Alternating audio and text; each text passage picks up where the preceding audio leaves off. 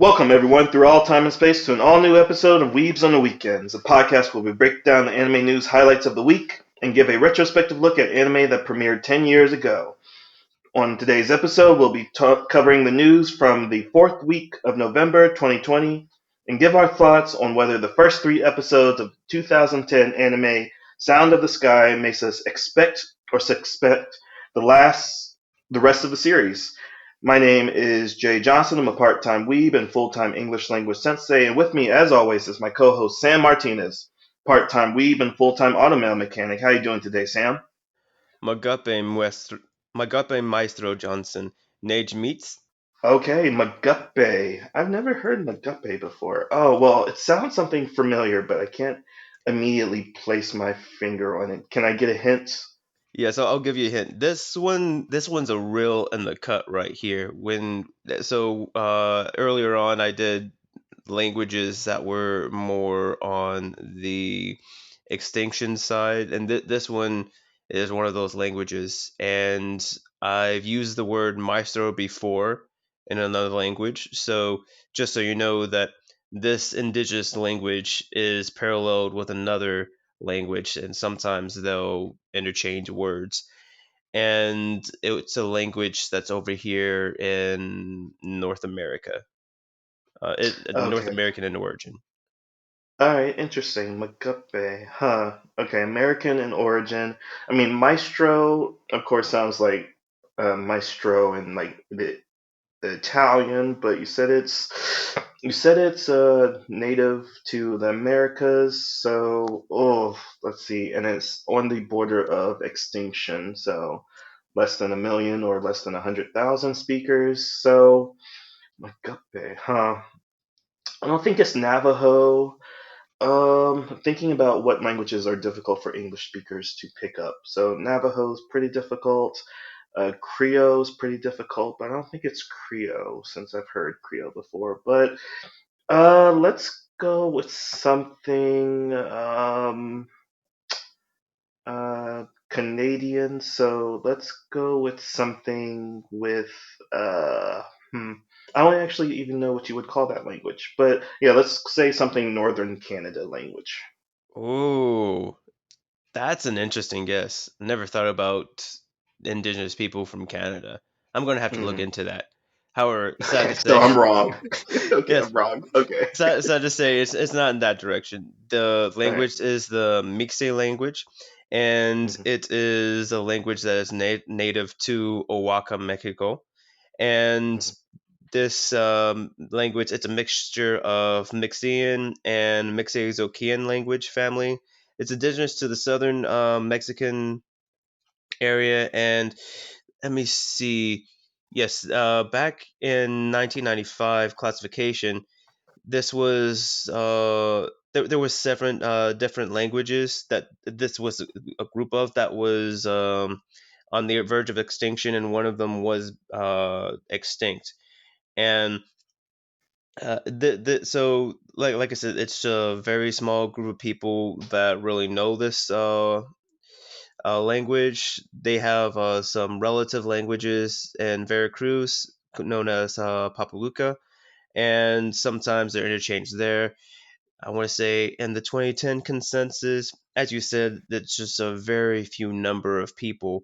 133,000 people know this language, and the people that know Papaluca is about 41,000. So it's a very, very small population, and they're doing what they can to keep it around. The reason why I chose this language was because, well, in honor of the anime Onyx Equinox. I've shown you a clip of it before, Jade, but I had forgot to mention it last week, and I figured why not use a language that sort of reflects the Mayan culture that Onyx Equinox is trying to thrive and show in anime form. All right, got you. Yeah, I was kind of completely off. I mean, I said Navajo because thinking about Native American languages, Yeah. but yeah, and you said maestro before, so I was thinking Mhm. Italian, but that would be all Romantic languages, kind of share that similar root for the way to say teacher. But How I'm doing, Sam?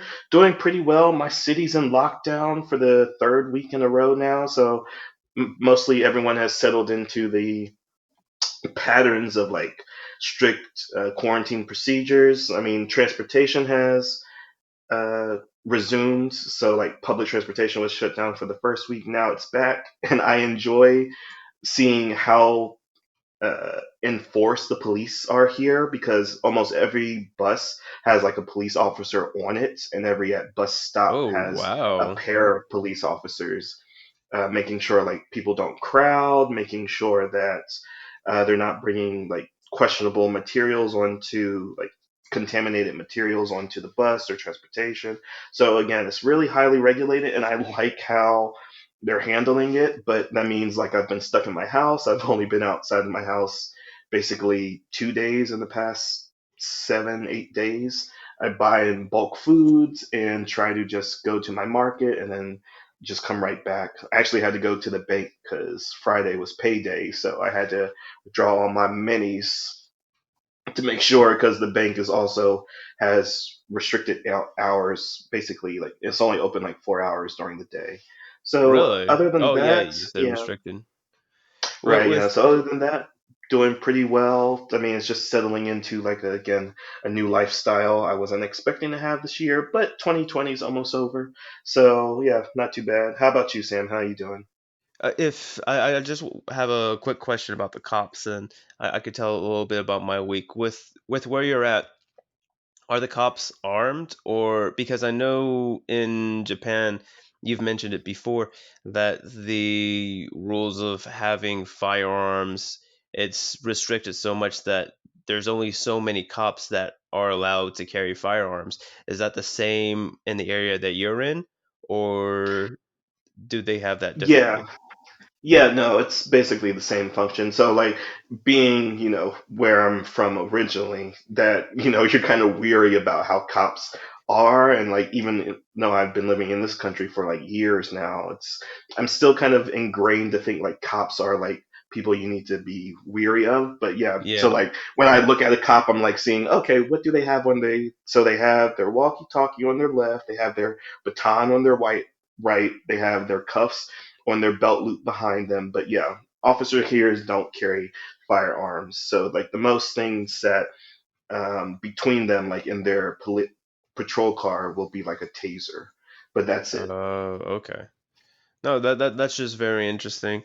To see that people can enforce the laws without having to have such weapons or tools to enforce them is all. But to get to my week, over here in the States, we've had Thanksgiving. So I was able to see my family and get some turkey. It was fun. It was a bit funny because one thing that I didn't realize that you can do was we were frying our turkey and I accidentally burnt the turkey. So we were able to bring it back to life though. After the turkey was out, we had made some sauce to try to bring the juices back, and it helped a little bit.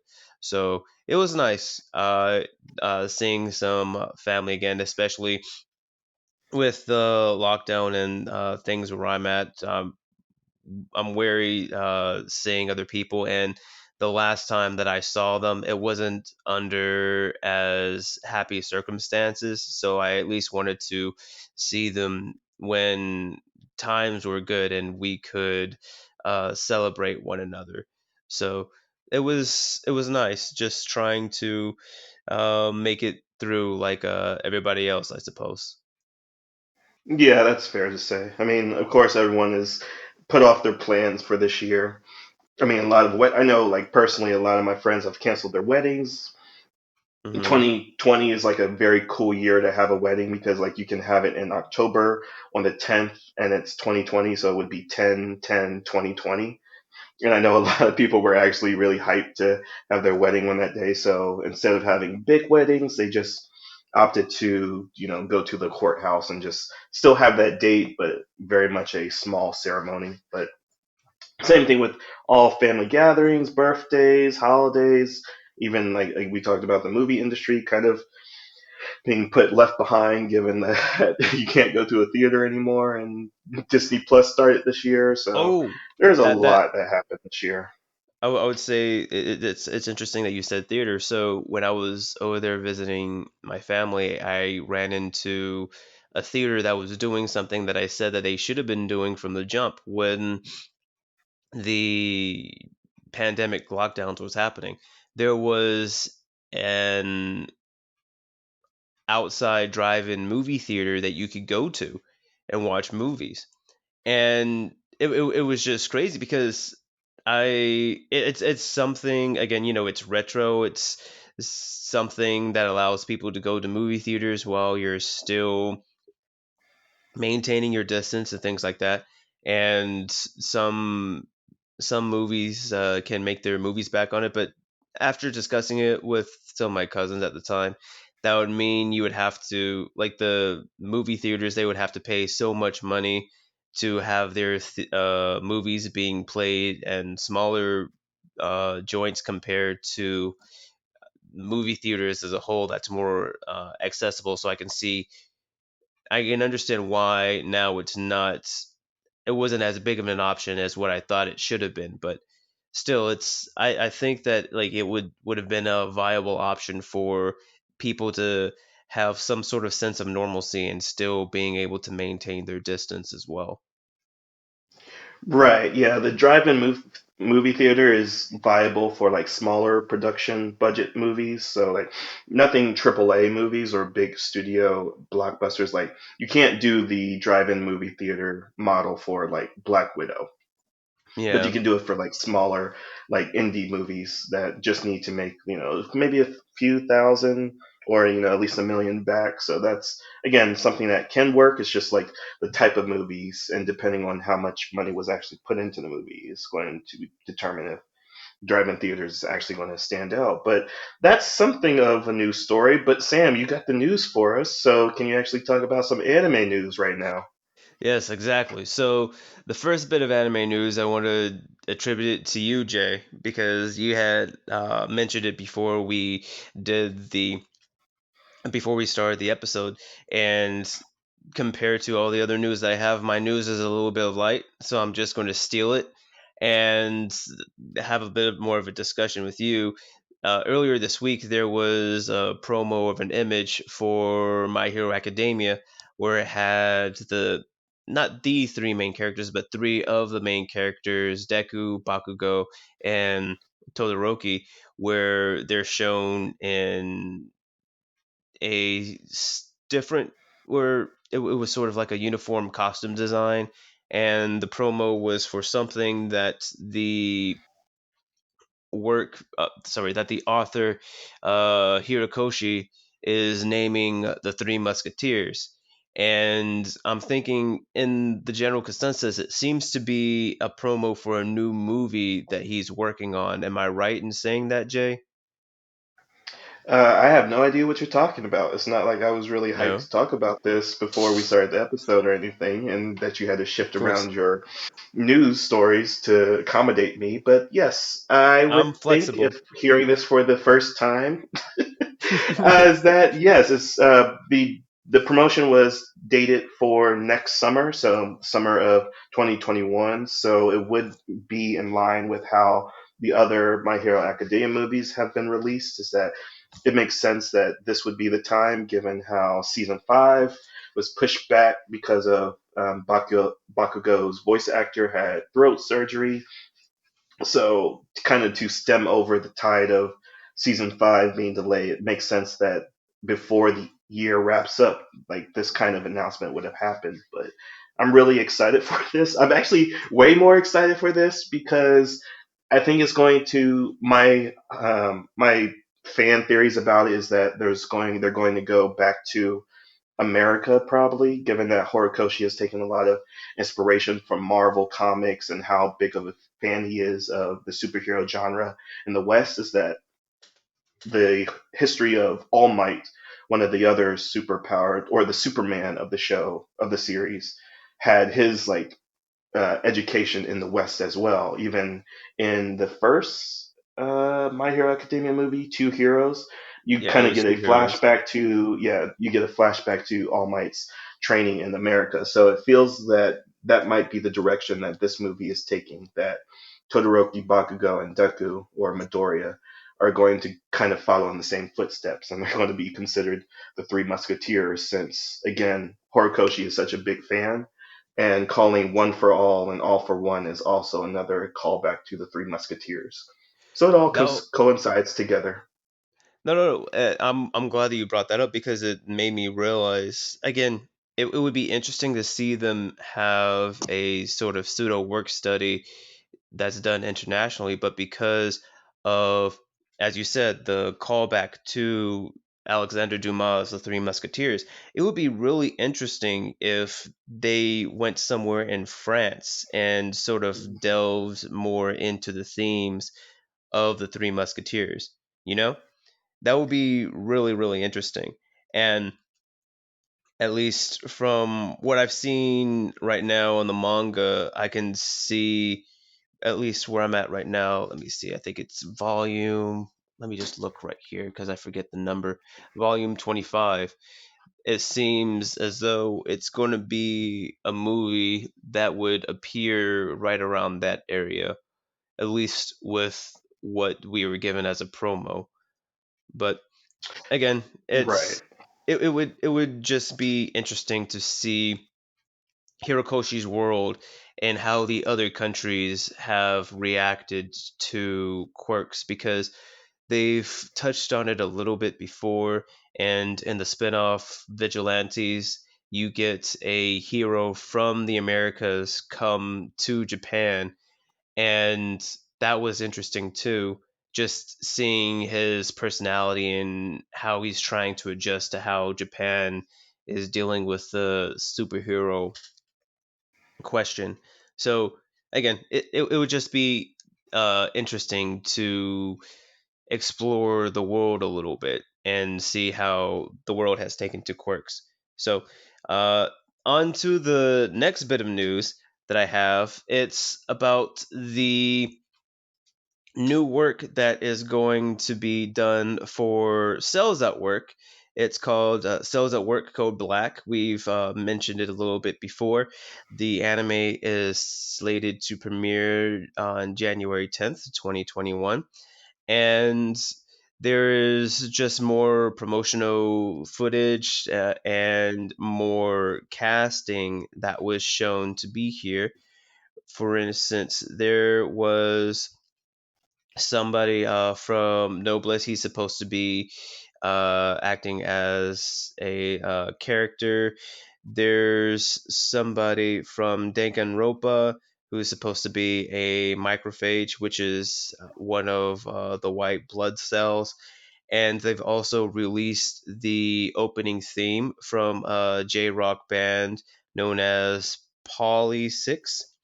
And there is, let me see. Oh, the one thing that you'll really enjoy here, Jay, is the music is going to be composed by Kano, who is the person that is known for organizing the music for JoJo Bizarre Adventure Part 5 Golden Wind.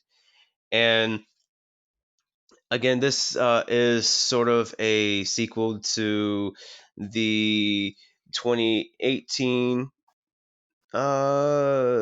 Let's see. Yeah, this was a spin-off manga that started in 2018 of the original work, Cells at Work.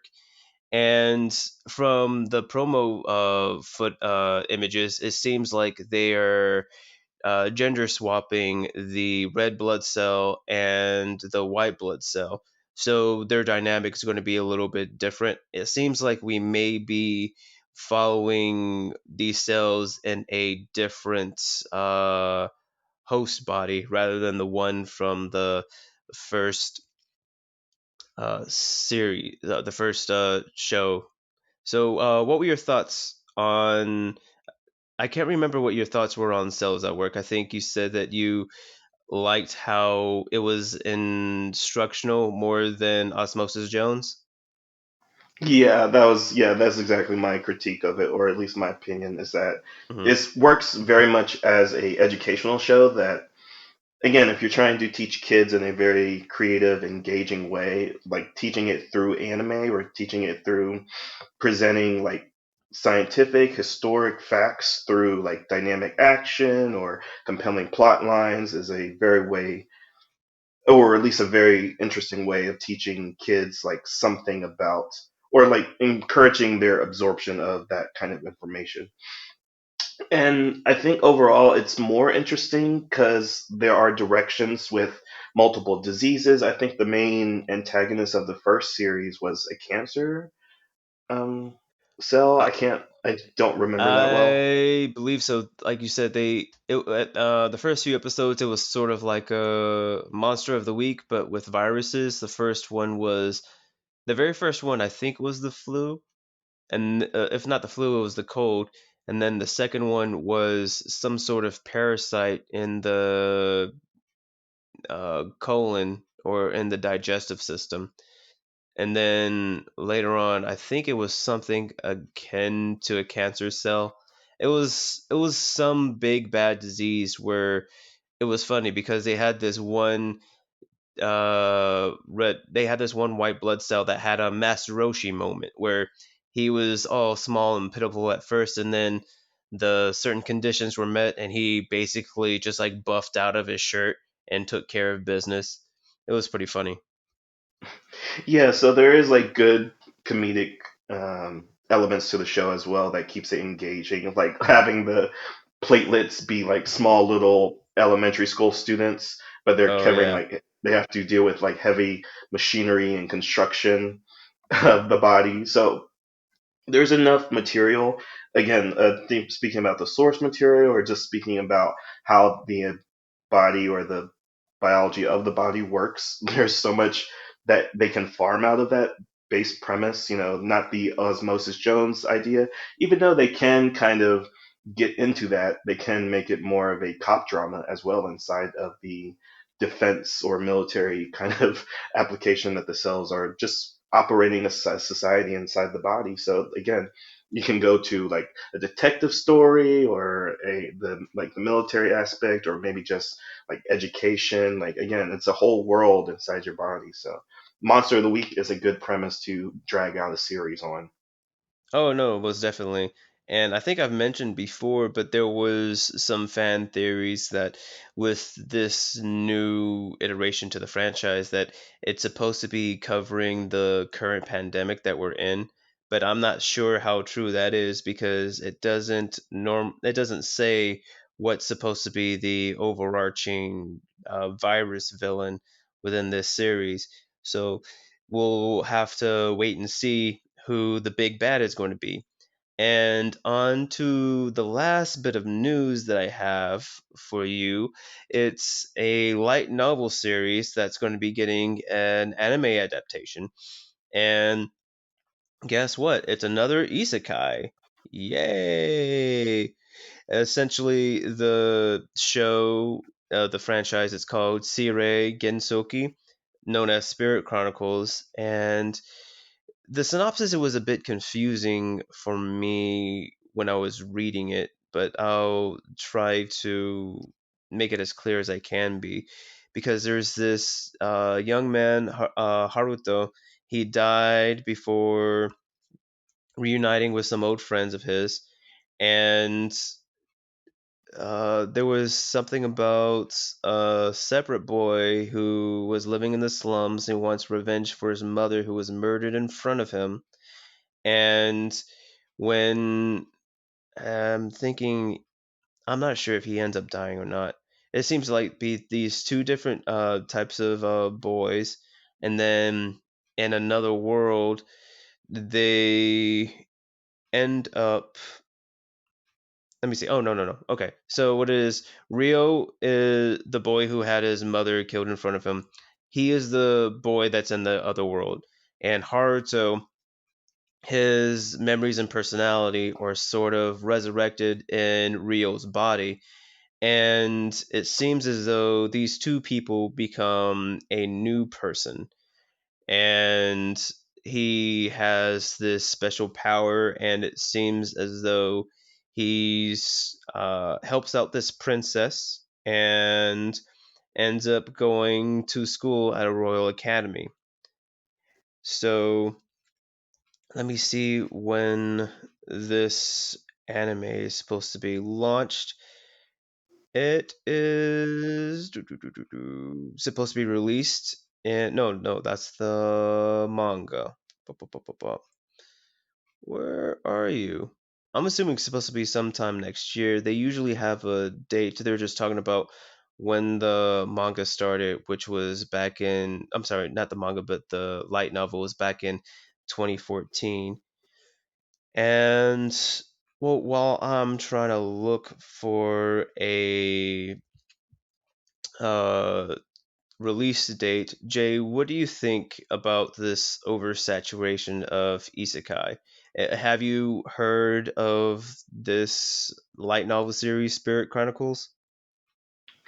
Not Spirit Chronicles, but about the isekai issue. There is a isekai issue. Oh, well, you said oversaturation. It's not really an issue. It's just that the the anime community right now is just trending towards the what was really kind of established back in 2012 of uh, Sword Art Online, and it's just kind of been on the upward trends. We see like every year we get basically 12, maybe 15 different isekai. We get maybe 3 or 5 during a season. So again, it is a oversaturation, but that can be said about almost every other industry or every other genre except for mecha, I guess, is the one industry that's or the one genre that doesn't have like a prominent presence in the industry anymore.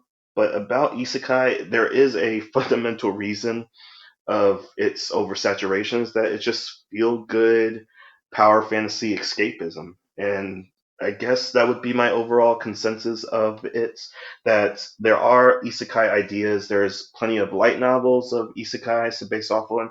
It's not that isekai was always a genre that was prevalent in anime. It was just always prevalent in light novels and manga. So Yeah, when Sword Art Online launched, it was like opening the anime's industry's eyes to like the possibilities of isekai and the marketability of it, how generic the main protagonist can be. Because if you look at the main characters from all isekais in the past 5 years, they basically have the same facial structure, they have the same character build, they have the same unrequited like uh, enthusiasm about life and like trying to become like the one or the neo that of course everybody wants to see exactly. themselves as.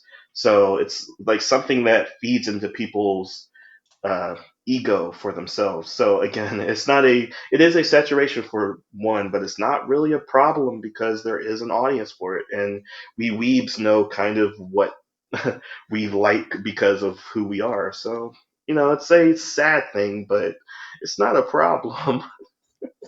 I guess not. It's my main problem is again, like you said, how generic most of them are, and they seem to be just cookie cutter or following the same template. For instance, when I was reading the synopsis for this story could have been something really interesting. For instance, it could have been something akin to a detective story slash firestorm type thing. It's a little bit like that where one body has two minds or two souls in it, and the two personalities they always interact with one another. Something along those lines. At least like having that in an isekai would definitely give it a different dynamic and would progress the story in a different light. But again, reading over the synopsis, it seems as though, as you said, like you get this generic guy mixed in with this character that could be interesting, only to make a more generic, bland character so that he can do generic, bland, fantastical character things. But Mhm. it's been around since 2014, so it's popular for a reason, I guess. Not meant to poo poo on the Isekai series. Just wanted to at least give my thoughts on it. And from when I read the synopsis at first, it seemed like it was something that was going to be interesting to the genre. But now that I'm reading it over again, that I'm not so sure. So that's all that I really have for the news. As I said, it was a bit of a slow news week, and I'm sure that we'd want to go to the main event and talk about the things that matter, like the sound of the sky and why we picked it for for this episode, Jay. All right. Not much of a transition, but I can take it. So, yes, as always, I always forget to mention that time codes are going to be in the description of the episode. But yeah, so for the 2010 anime, we're talking about Sound of the Sky, which is it was actually the debut anime for the Power of Anime project that we've talked about a couple of times before. We talked about it with Occultic Academy and Night Raid 1931. Those are the two other animes a part of this program. And unfortunately, This was the spearhead. This was the one that spearheaded that program. exactly, yeah, it premiered back in January, or it premiered back on January 4th, 2010, and we are firmly over its 10-year anniversary. We're actually closer to its 11-year anniversary, but we can always never mind that fact. But yeah, Exactly. this was the first one out of the gate for this program, and unfortunately, the Power of Anime program was just deemed not successful, even though almost all of these animes either had a visual novel or they had like OVAs, they had a manga adaptation of its series, because of course these three series were original animes or original Japanese animes that were not based off any previous idea, and that was the whole point of this program, is that A1 Pictures did all three of these programs, and they were trying to basically generate content for new IPs or new intellectual properties. And it's kind of sad that this failed, given how wonderful the series is. But the reason I picked this because it felt needed to be stated that we wanted to cover all three during our year in review series, like this part of the 2010 review that we covered each of them, and this just felt natural. Shikai was my pick for this spot, but you know what? I'm glad that I picked or changed it to Sound of the Sky, because this is a obscenely underrated show that's been lost to history. And I heard it called before, back when I heard about it the first time 10 years ago, as it's just K-On, but in war.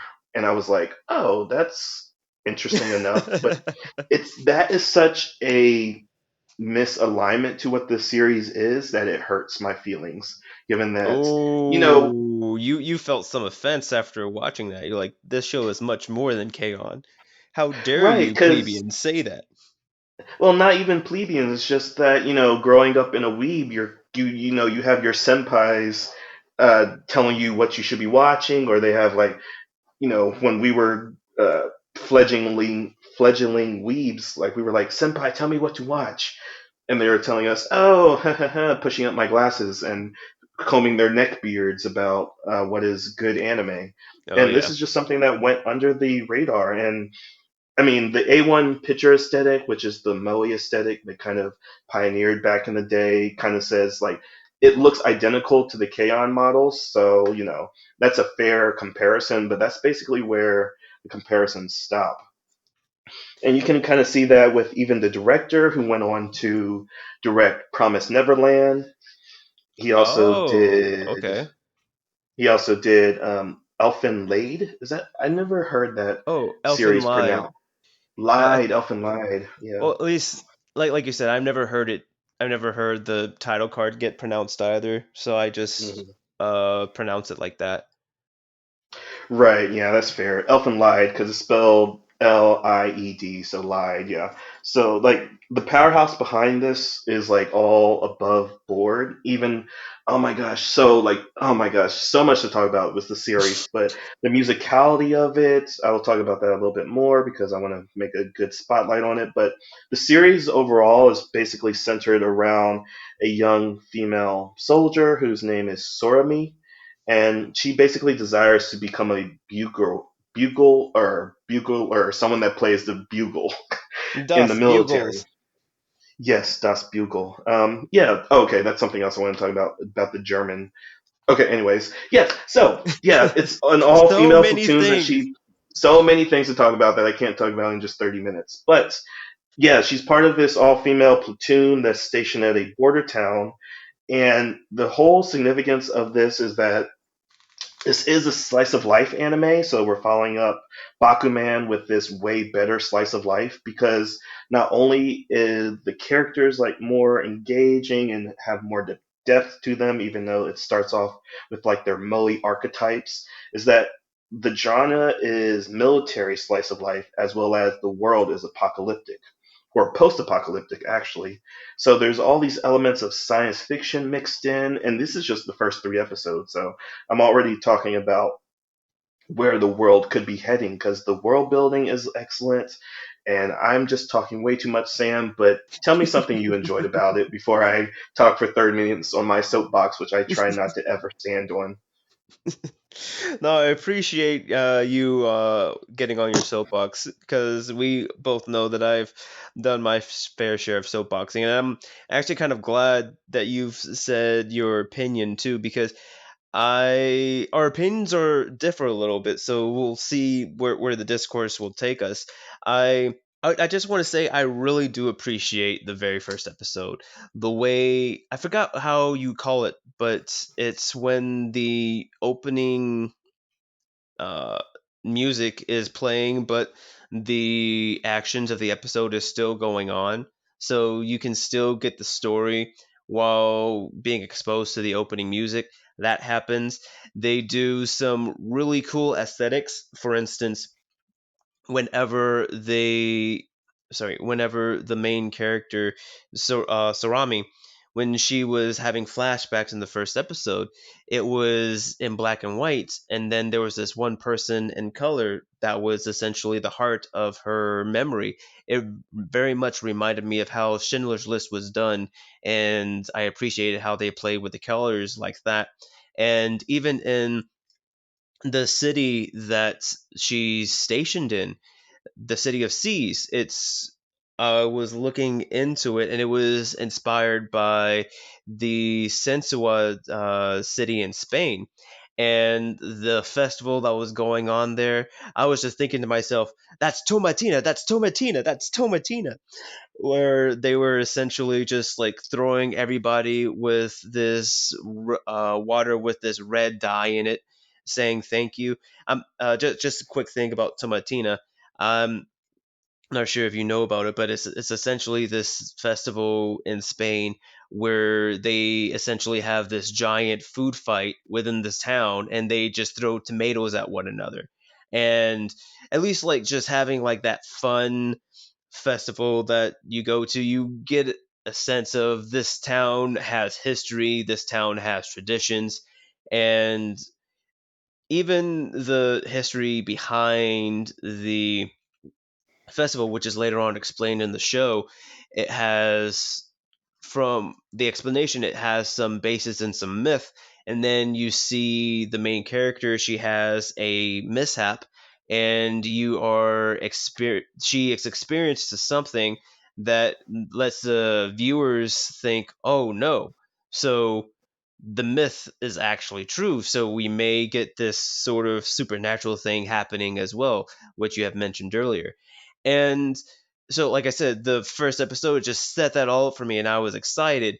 And then the last 2 episodes of the 3 episode test, it was just essentially moe girls doing army stuff or cute girls doing army things. And because I know actual females in the military, I'm just thinking to myself, this wouldn't happen. No, this is no female in the military would act this girly or this cutesy. And in a platoon full of females, it again, because I know too many real world things, it was hard for me to sort of get into the cute girl aspect of that. But as I said, that first episode I really did appreciate it, but because it was going into the slice of life things that you mentioned, it sort of lost me there. Okay, yeah, that's fair. So, yeah, just to talk about what you mentioned about like the multiculturalism that this Yeah, introduces in the first world. Like you did mention the Spanish architecture that is the City of Seas is based off of an actual real world town, and then we have like of course this like the Japanese people mixing in with like their language, and then there's somewhat of a Chinese folklore going on where they're talking about like these supernatural creatures that somewhat is in the background. Again, the front facing part of the story is just this girl going to a platoon and meeting her mentor, and that's just episode one. But and then also mixed in with German technology, like their uniforms are German and like Hugo Boss kind of World War II kind of military uniform as well as armament and weaponry. And again, like part of the premise of the show is that this is post-apocalyptic where their level of technology has regressed basically back to the early 20th century. And then at some time in episode two, I think we get introduced to a not cybernetic tank, but some kind of way more advanced futuristic tank that yeah, is just like broken down. It's like left as a remnant. So a lot of that is worked into the background of the story. But again, the front facing part of the story is that it does devolve into that moe in the second episode, or sorry, in the third episode. Like the main lead gets sick, and then we get introduced to this priest who's or priestess that's taking care of like the abandoned children in this town. So again, like it's all moe stuff, like you said, Sam, that gets it devolves into. But the world building is so interesting that that's kind of what saved me. That makes it past the 3 episode test for me is that the supernatural elements kind of gives us an overarching background to the world as well as like the town citizens give us something like kind of to keep an eye on as well as of course if it is a slice of life we get into all the girly aspects as you said, but it's not so distracting enough that I'm going to say like, oh, it's going to make me sus of it. But are you sus right now about it, Sam, or are you saying like, oh, I noticed that these are going to this is the direction that it's going to go in. I'm pretty much sus because even though they've introduced a world with interesting lore, and I'm interested to see, I would be interested to see what happened in the war if they're going to explain any of that. Maybe explain one of the main plot points, how in the country that they live in, the only people that are allowed to play music are people in the military. I was like, what? Are you serious? And so just wanting to understand why their society only limits to musicians to being in the military for announcing the troops as a mass to act and coordinate in certain formations and things like that, and but to eliminate music from as a source of entertainment or creative outlet for the mass populace. That would be just very interesting to learn.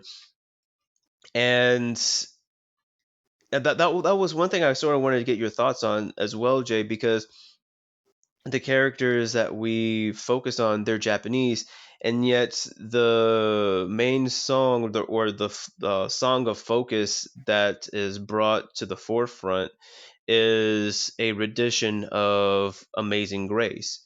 And that's just very interesting to me because with Japan and its history with Christianity, I wouldn't think that they would want to highlight a song that is so closely associated with a religion that they've had problems with in the past.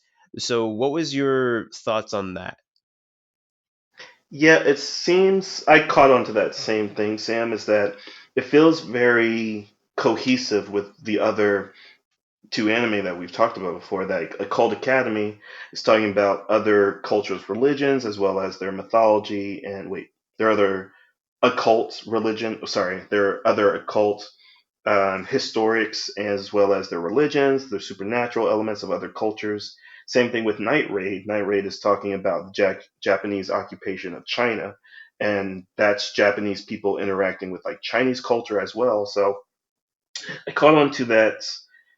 And this is that they're blending so many cultures together, regardless of their significance in how an actual Japanese person might feel, and blending it into a way that makes sense if this world is what they're trying to suggest it is. It's a world of like barriers have been broken down, like this Spanish town is has citizens of Japanese people, but they celebrate Chinese cultural events, even with that Spanish holiday that you talked about, as well as like the German uh, fashion sense for the military. So Hmm. it's all Yeah, blended together in like kind of a melting pot. And even with Amazing Grace being like something that is firmly American, I guess you would say, like not pro-American, but it's just it has like its history set in America and how the yeah. Japanese have kind of interacted with Americans. I think the show is just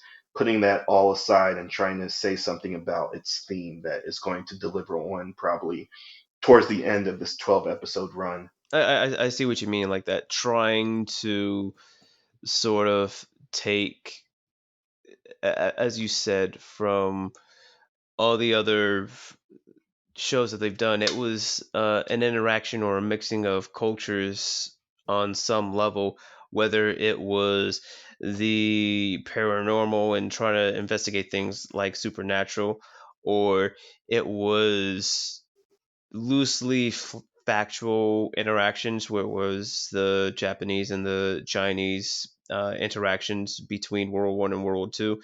And I guess this would sort of be a rendition or a new iteration on what a sort of postmodern cultural mixture experience would be.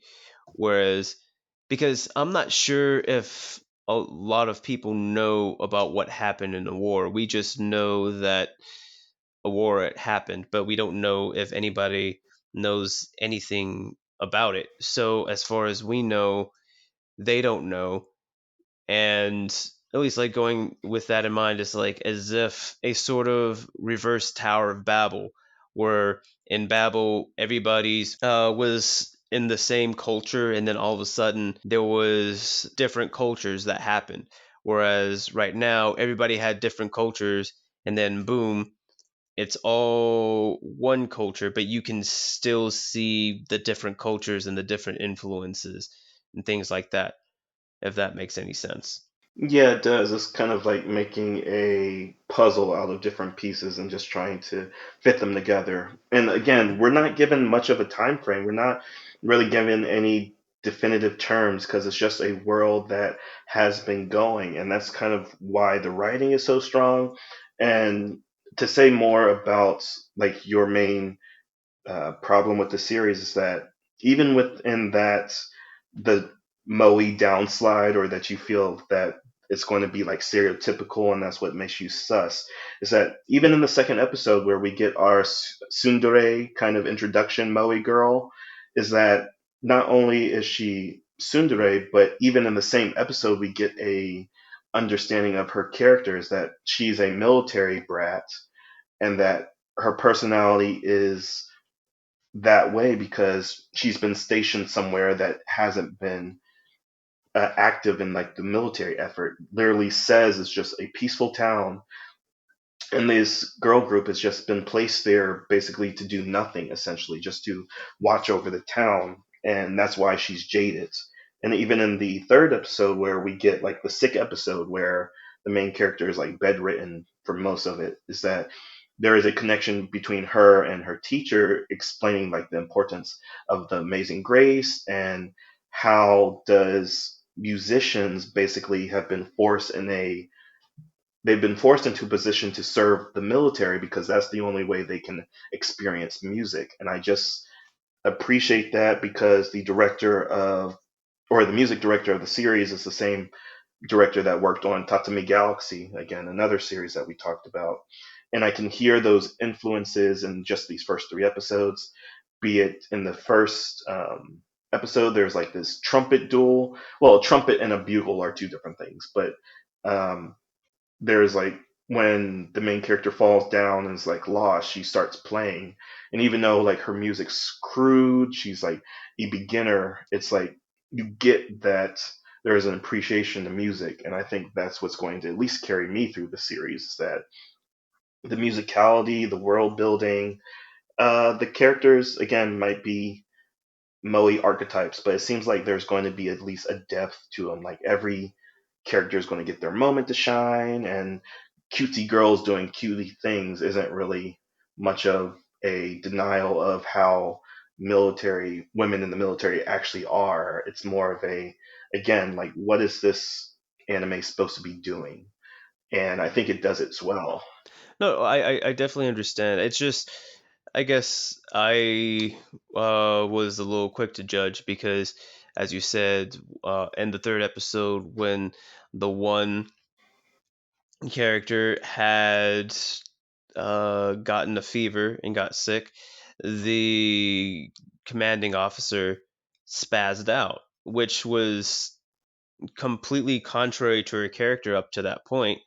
But I guess that's a testament to how peaceful the town is and the fact that nothing happens, like nothing bad happens to such an extent that somebody actually falling sick is an emergency, or also calls back to what you had mentioned earlier, how the Sundere character was sort of jaded and humiliated a little bit because of how their troop is viewed by the army or by their military as a whole, because they don't even have enough supplies or medicine, because all the other officers who were stationed there, they went to go and pick up their supplies.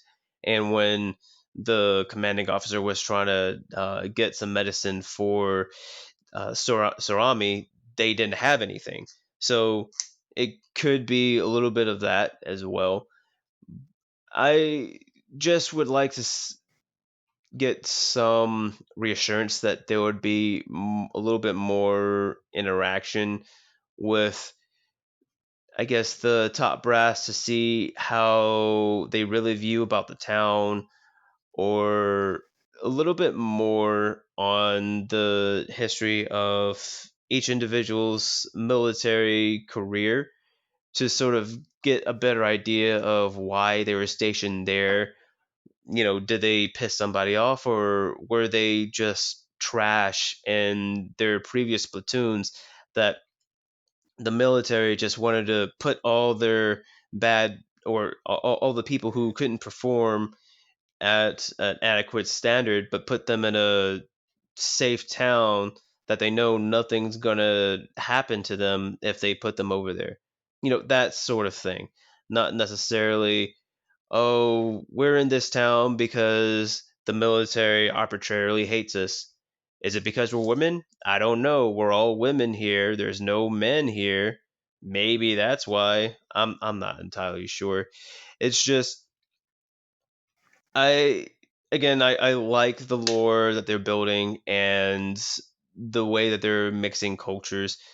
I just would like a little bit more incentive, maybe more of the mystery of the town to be brought to the forefront to at least maintain and keep my attention. That's all. Yeah, it is definitely deliberately paced, and in the way of might that generally, just speaking about the slice of life genre, it might be that slice of life is one of those conventions that just defies the 3 episode test because I mean, we just did Bakuman, which again got a sus for me because that fourth episode might be the one that really kicks it off or kicks off the series and serves everything that you want to do. Same thing like with Sound of the Sky is that that fourth episode might be the episode that answers all those questions or does enough setup that you were looking for in the first 3 episodes. But again, first 3 episodes of a series is supposed to do something, but the one thing that it does do for me, so of course you're giving it a sus, I'm giving it an expect, but the one thing I wanted to, I guess, close out with that really caught my attention was how the background art design is just so beautiful that Yes, it is. you can see this. Yeah, I mean, I've always stand out about I always make a point about talking about the background art in Made in Abyss that it has like this that you can see like the paint strokes, you can see like the oil painting, even with something with like in Mob Psycho where they did paint on glass for their ED, Yeah, you and did this is mention so that. much, so much uh, attention to detail in this series that even if you don't have a strong attachment to the characters or see that there is something that is lacking in it, is like there's so much else to it that this is why I took offense when, you know, if I could go back in time and punch those people in the face saying this is just K-On! In the military. And sure, the A1 aesthetic of Moe-ness is there, again, with the character design, but there is so much, be it the background design, it can be the A1 picture is kind of just a standard for what good animation looks like. I forget anything that they've kind of broken away from that after the 2010s, and they've done like to diversify their filmography and their production works.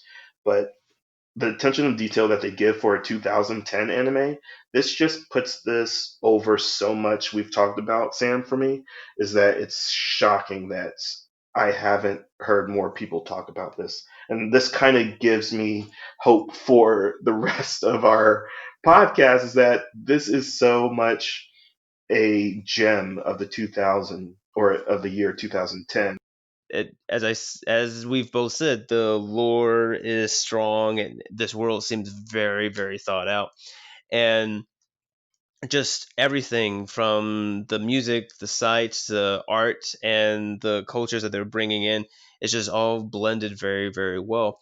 And even though Moe is not my kind of thing, it's popular for a reason, and people gravitate towards it. So I'm very surprised that this didn't make a big of a splash as it would have, because again, from what I've seen and from the way that the characters are depicted, this like it was it had the makings of something that become to be very, very popular, and I can see why they made this the spearhead in the A1 picture productions.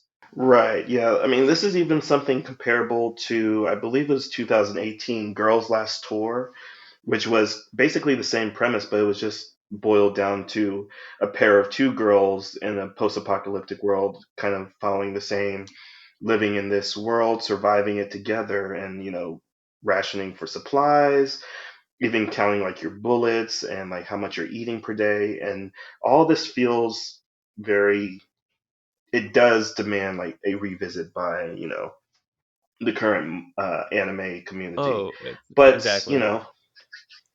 yeah, but that's just my opinion about it. But yeah, so this is Sounds of the Sky, also called Sora no Wato, and it's available on Crunchyroll for free, all 13 episodes, as well as Funimation Now with the subscription. So, Sam, let's close out this episode. Do you have anything to say for us?